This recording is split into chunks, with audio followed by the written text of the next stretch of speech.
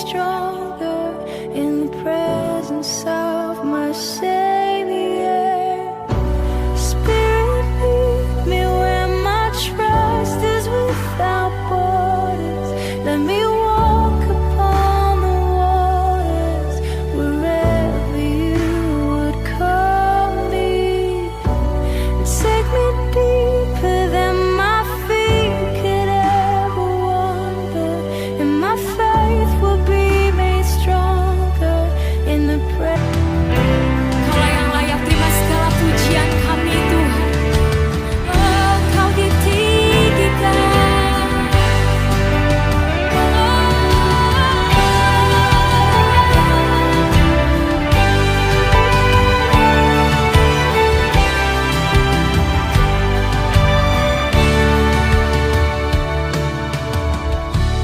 Ujilah aku Tuhan, cobalah aku Tuhan, selidiki batinku dan hatiku, mataku tertuju padamu. Aku cinta padamu Tuhan, aku rindu hadiratmu Tuhan, aku ingin selalu dekat padamu, menikmati kehadiranmu. Ku nyanyi Hosana,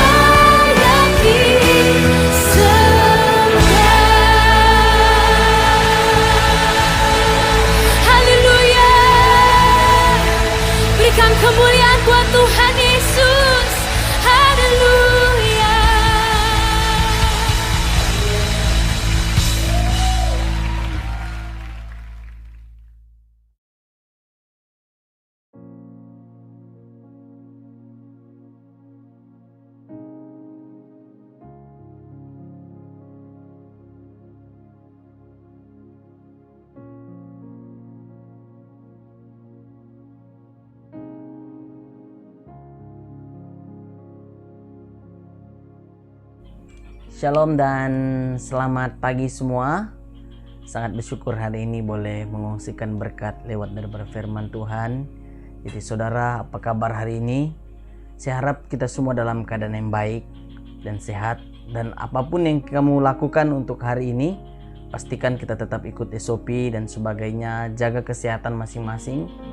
Dan walaupun kamu sudah menerima dos yang kedua, dos yang pertama, itu bukan berarti kamu kebal. Tetapi kamu tetap harus berjaga-jaga karena kita tahu bahwa penyakit ini bukan penyakit yang biasa, tetapi ini boleh membawa maut. Jadi kita semua jaga pribadi kita masing-masing dimanapun kita berada. Dan saudara yang saya kasih dalam Tuhan, firman Tuhan yang saya petik pada pagi ini dalam Yeremia pasal yang ke-17, Yeremia pasal yang ke-17 ayat yang ke-7. Yeremia pasal yang ke-17 ayat yang ke-7.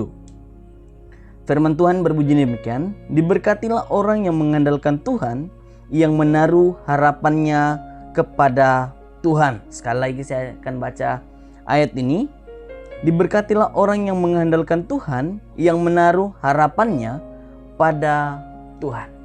Jadi saudara yang saya kasih dalam Tuhan, sesuai dengan tema firman Tuhan untuk pagi hari ini yang saya bawakan untuk kita semua, yaitu bersama Yesus tanpa meragukannya.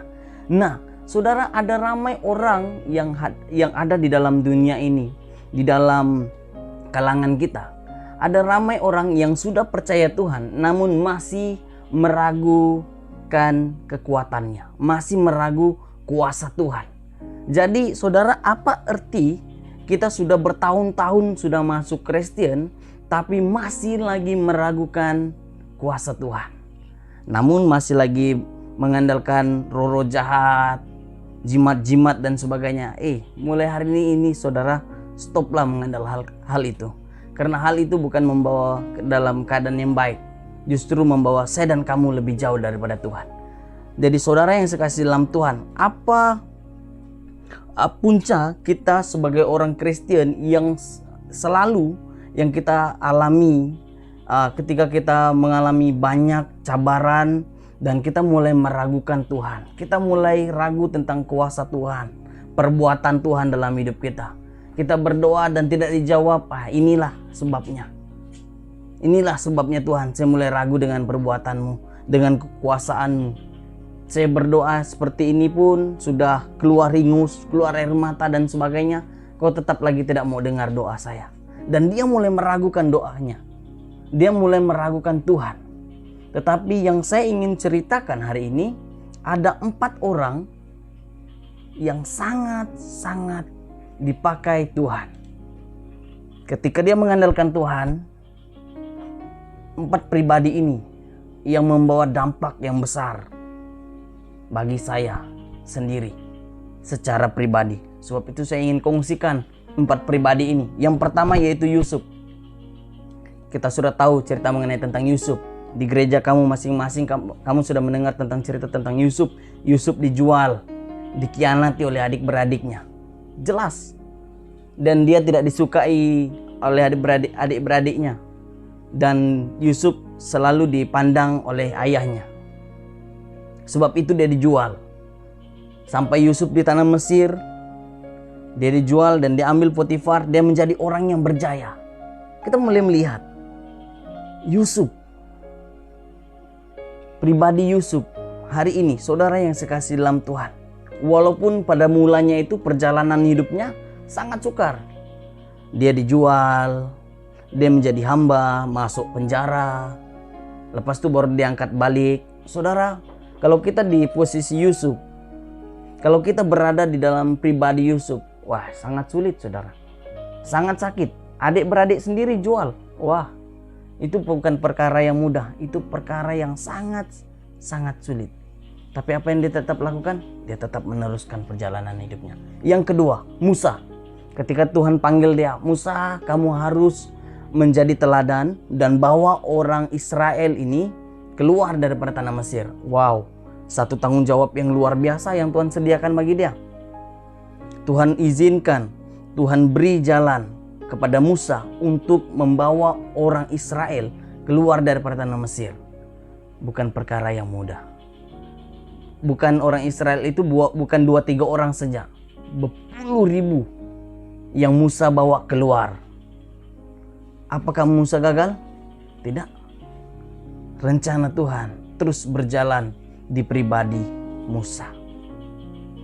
Tuhan terus membuka rencananya buat Musa agar dia boleh meneruskan rencana Tuhan itu berlangsung. Dan yang ketiga saudara, yaitu Daniel.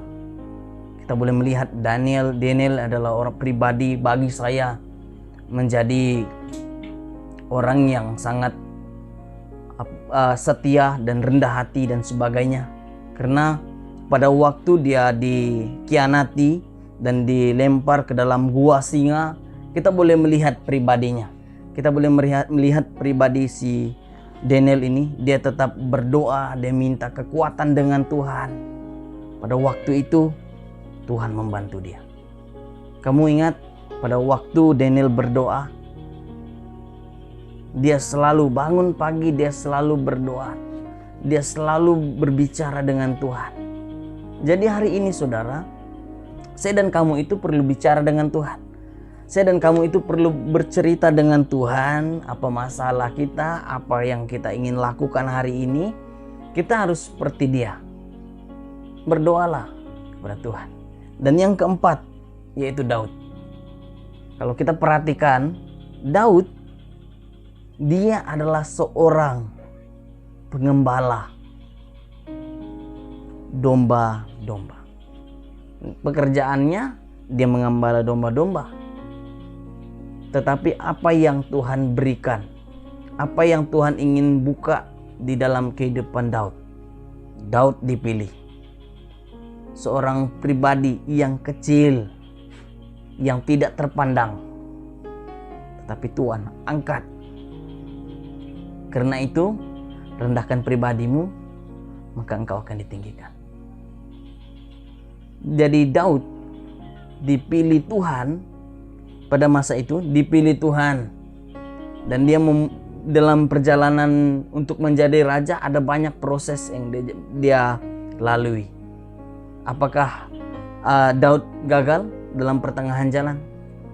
Memang dalam perjalanannya untuk menuju kepada raja itu, untuk memerintah satu raja itu, memerintah satu kota ataupun daerah itu, pasti ada kekurangan yang dia lalui. 4 pribadi ini pasti ada cabaran yang tersendiri yang mereka lalui. Tetapi justru kita hari ini, apa respon kita? Apakah kita hanya melihat cerita-cerita dalam Alkitab ini yang hanya manis-manis? Tidak. Kita perlu lihat cerita apa yang mereka sedang alami pada waktu Yusuf keluar. Saya yakin dia kecewa yang dia dijual. Saya yakin bahwa dia merasakan bahwa dia adalah orang yang paling sial. Dan saya yakin hal itu yang dia sedang rasakan. Tetapi apa yang dia lakukan, dia tetap memandang ke hadapan. Musa juga sama. Dia berkata dengan Tuhan, aku banyak kekurangan Tuhan. Tapi di dalam kekurangannya itu, Tuhan tetap pakai dia. Justru begitu juga dengan Daniel. Daniel walaupun dia mengalami banyak rintangan yang dia alami, dia dikhianati oleh rakan sendiri, tetapi apa yang kita boleh belajar dalam cerita ini adalah mereka tetap melakukan apa yang terbaik. Mereka tetap melakukan tujuan hidup mereka, yaitu mengandalkan Tuhan. Jadi untuk kita hari ini, apakah kita masih ada alasan untuk tidak mengandalkan Tuhan? Apakah alasan kita untuk meragukan Yesus hari ini? Kalau kamu berpikir bahwa si Musa itu tidak sama dengan apa yang saya lalui hari ini. Apa kuno yang kau lalui hari ini? Keuangan, makanan, apa? Saudara pikirlah. Kalau kamu hidup di zaman Musa, kamu tidak akan rasa apa yang Musa rasa. Tapi kita hari ini, perkara yang kamu alami hari ini, apapun yang kamu sedang lalui hari ini, nyatakan itu kepada Tuhan. Seperti mana Daniel berdoa. Dia menyatakan semua keluh kesah dan sebagainya. Jadi saya dan kamu harus berdoa sedemikian. Apa yang kamu lalui tidak perlu cerita dengan orang lain. Orang lain tidak peduli dengan pribadimu. Cerita dengan orang lain masalah hidupmu. Stoplah cerita masalahmu. Orang lain pun ada masalah. Hari ini apa yang kamu perlu lakukan ketika kamu ada masalah? Kongsi dengan Tuhan, bukan kongsi dengan orang lain. Ketika kamu punya masalah, stoplah cerita dengan Tuhan. Lebih baik cerita dengan Tuhan berbanding manusia. Kalau kamu cerita dengan Tuhan, Tuhan simpan. Dan Tuhan bantu hidupmu untuk lebih maju. Kalau kau cerita dengan orang lain, minggu depan ada namamu terpapar. Dan hidupmu akan lebih teruk. Jadi saudara, kalau kamu rasa bahwa cerita dengan orang itu lebih baik, cerita. Ceritakan kelemahanmu. Ceritakan masalah hidupmu. Ceritalah. Bagi saya, secara pribadi, saya mau dukung semua kita jemaat Tuhan.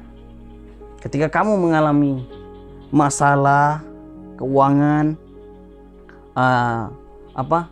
dalam keadaan yang sakit dan sebagainya, cobalah untuk kongsi dengan Tuhan.